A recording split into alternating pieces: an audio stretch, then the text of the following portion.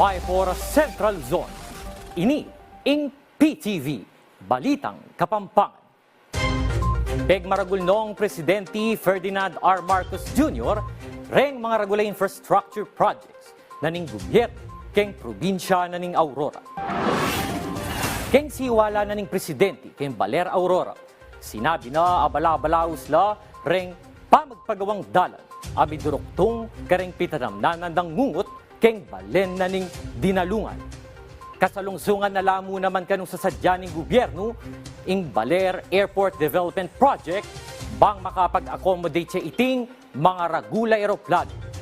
Ngening milabas sa unyo, asamas na nening Civil Aviation Authority of the Philippines o CAAP, ing pamanyalirang gabuna. Banga yung pisanandane, ing mesabing proyekto keng mas malagwang panahon. Halos kalahati na rin ang natapos natin sa pagpapagawa ng Ningalan Baler Road Project na nakakahalaga ng mahigit 4 bilyong piso. Ito po ay direktang mag-uugnay sa 2 tanyag na bayan ng Aurora upang mas mapabilis ang daloy ng kalakal, transportasyon at turismo sa inyong lugar. Libo-libo namang Ortelano at magliligo keng Pampanga at Central Luzon. Reng ni Renan Sao, iba't keng gobyerno. O ining report ng Jasmine David Haso na ning PTV, Balitang Kapampangan. Memyayang pag-asay Presidente Ferdinand R. Marcos Jr. keng kayang pa magbisita kapilan pamo keng probinsyang Kapampangan. Penimunanen ng Presidente ing distribusyon daring 10,000 pesos sa cash assistance para kareng Ortelano. Agpangkang Presidente Marcos, saup na kano itining national government kareng Ortelano ami epektuan keng El Nino. Batid namin na naging mahirap ang mga nakaraang ilang buwan dahil sa matinding epekto ng El Nino.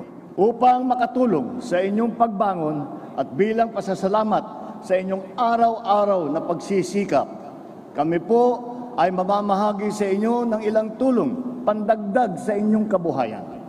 Una na dito, galing po sa tanggapan ng Pangulo, ay magbibigay ng mahigit na 100 milyong pisong tulong na siyang ipapamahagi sa halagang tigsa 10,000 piso sa bawat magsasaka, mangingisda at ilang pamilya dito sa Pampanga at sa lalawigan ng Bataan, Bulacan, Nueva Ecija, Tarlac at Zambales. Bukod keng individual financial assistance, may akatanggap lamo namang dagdag asaw preng anama probinsya keng Central Luzon. Pauli na niti, migpasalamat siya Pampanga Governor Dennis G. Pineda keng Presidente para keng pamamayan ng saup alimo keng probinsyang Kapampangan. Nune pati mo naman keng mabilog at Central Luzon. Ito pong tulong ninyo ay isang malaking bagay para sa mga magsasaka, mangingisda, upang mabawasan po ang naging epekto na dulot ng El Nino. Mr. President, sa ngalan po ng mga Kapampangan, maraming salamat po sa pagmamahal na ibinibigay niyo po sa probinsya. May akatanggap lamo namang agricultural and fishing equipment rang mapilang Ortelano at Manasan. Ang menubat kareng niyalwang ahensya na ng gobyerno, kalupa na ng Department of Agriculture at Bureau of Fisheries and Aquatic Resources. Layo na niti, amita siya pa yung food production keng rehiyon, ang makapamye food security, alimo kareng memalan na ng Central Luzon, nune maski mo naman king mabilog a bangsa. Iniing PTV Balitang Kapampangan, yako po'y Jasmine David Haso, para keng pangbansang TV na ning Bayo, Pilipinas. In-extend ng Department of Agriculture ang import ban kareng malutong sibuyas ang keng kapupusan na ning Agosto.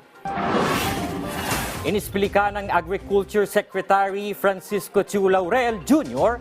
asapat siya pa ing supply na niti keng kekatang bangsa.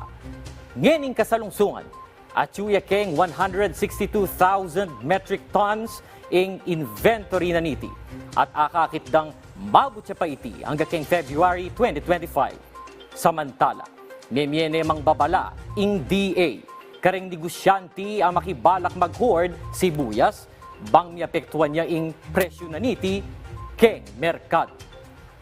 Oren po, reng balita keng amanong si Swan, ngening kayorasan.